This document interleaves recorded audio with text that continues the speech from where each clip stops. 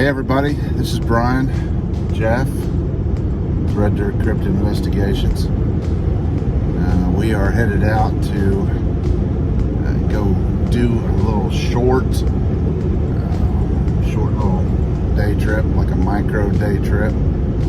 About, what do you think? A week ago?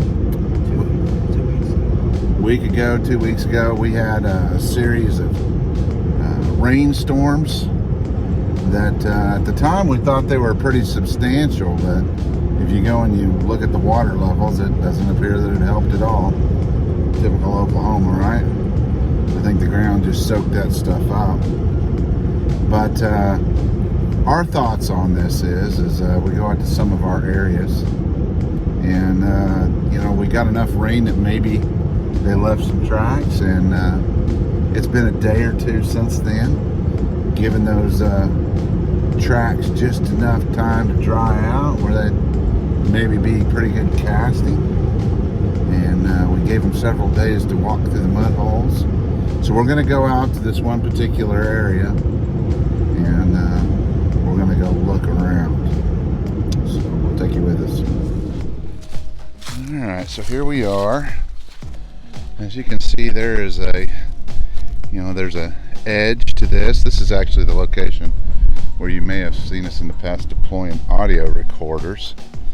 Mr. Hatfield has not seen the recent damage to that, but what are we doing? We're walking down through here looking for, extremely large tracks, maybe even exceptionally large canine type tracks. See, Jeff, you can see that the tree is battered. Look at this. That's one of them buck scrapes. You want to mess up his breeding possibilities. Okay, so here we are back out here at the audio recording tree, looking for my Bite O' Honey candies. And I think I put them right there. I'll have to go back and check. Either put them there or put them over here. They're gone. And I don't know, Jeff, if I told you about this, but that last time, not this last audio recording that I picked up, but the one that I did in the spring, I set it up here in the tree somewhere, and I set it to record. And when I was in there, I could hear about 10 or 15 minutes after I left, I could hear something on the audio recorder come walking up bipedally and start basically kind of looking around over here. No vocalizations whatsoever, but I did notice, I don't know if you guys can see it right here, but this little area right here, this used to be a homestead, and there's a bunch of irises that are growing volunteer from back in the day when probably some nice lady planted them, to make her place look better. And they were smashed down like something had stepped on them.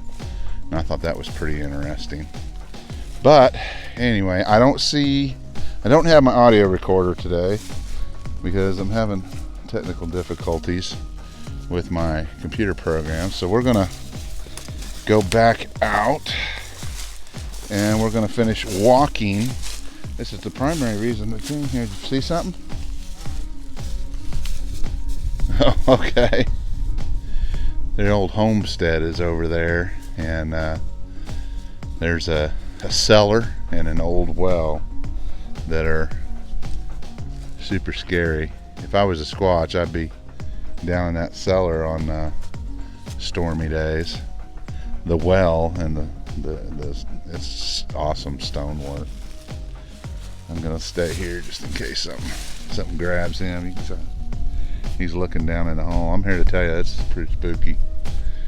Very dark down there. Did you bring your flashlight today? Could have a friend in there. I don't know why, it just kind of gives a fellow the heebie-jeebies. But anyway, so the plan for today was to come out because with the recent rainfall, and to kind of walk some of these edges, you know. So basically what do we got?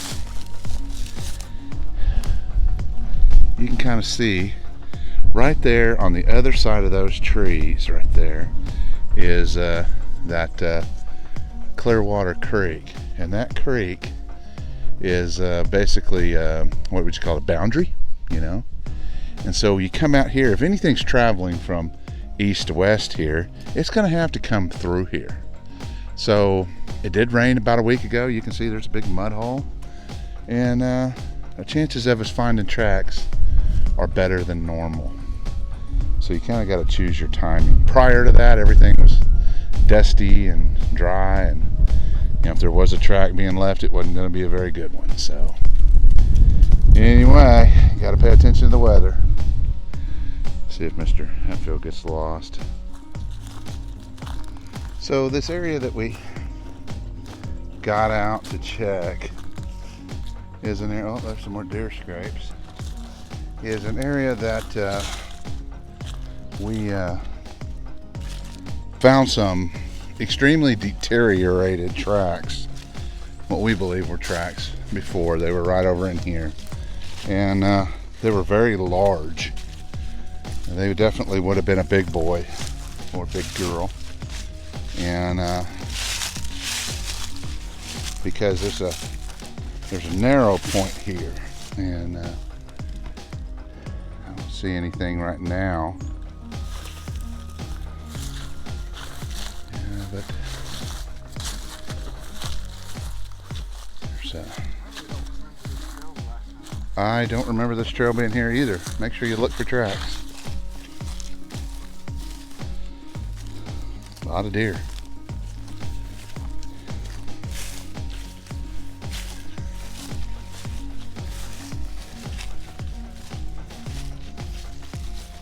This right here, this area, it gets real narrow. You know, the creek is right over here, and if they come through here, they either got to go out on the road or come through this area.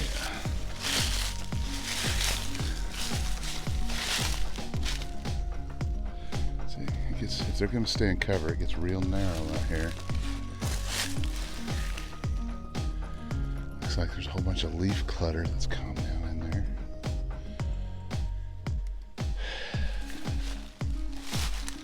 Man,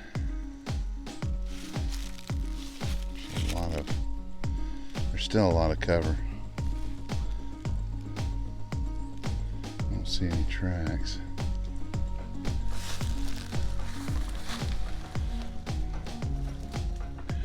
But you know, Jeff, if you was to set up like right down here at night, just out of sight, you know, I don't know, just be real still. This could be a high traffic area. They might, oh, it's grasping at straws, but you know, I do believe that they periodically come right through here, and to get from the east or the west to the east, or vice versa even, they're going to have to come through here, because right over here is the water, and it's pretty deep, and right over here is open fields.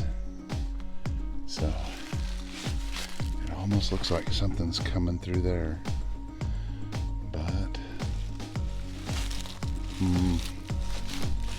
you know, I was talking earlier about how we really don't find any tree structures in this area. And I think that possibly the reason for that is that there's so few Sasquatch in the area.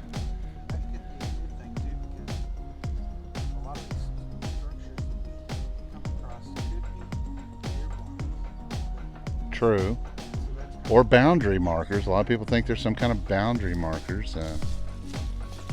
I know years ago when I found my first ones over in Stinchcombe back in 96 or something, I thought they were just a bunch of, you know, tree limbs leaned up into a tree that the bums had put there so they could put tarps over. But you know, live and learn. don't know. I'm just glad to be outside. It's a beautiful day.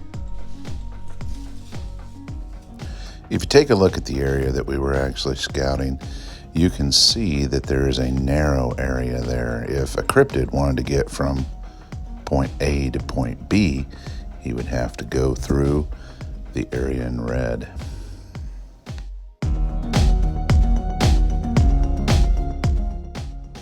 Okay, I'm going to throw up some random satellite images, and we're going to throw some hypotheticals your way. Take a look at this satellite map. Do you see a narrow place that would be convenient to get out and look for tracks? Yeah, you probably guessed it. See where the red arrow is? Take a look at this one. Do you think a cryptid might actually take a little shortcut to get from point A to point B? This right here is my thoughts. Here's another example. Do you see the ridge line on the south side? Yeah, a cryptid could save a lot of time if he just skirted along that ridge line. Okay, let's throw some hypothetical food sources into the equation. Take a look at this. Say, for instance, you're looking at a potential food source like this golf course. Where do you think that they would approach from? Well, you could probably check these narrow strips of trees out pretty quickly just by hopping out and making a short hike.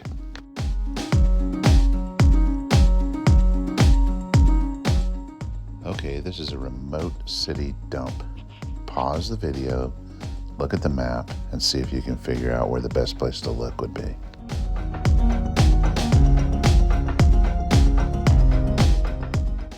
I would definitely check the red arrow, but the orange arrow, you notice there's a house. Kind of makes you wonder if that person has seen anything.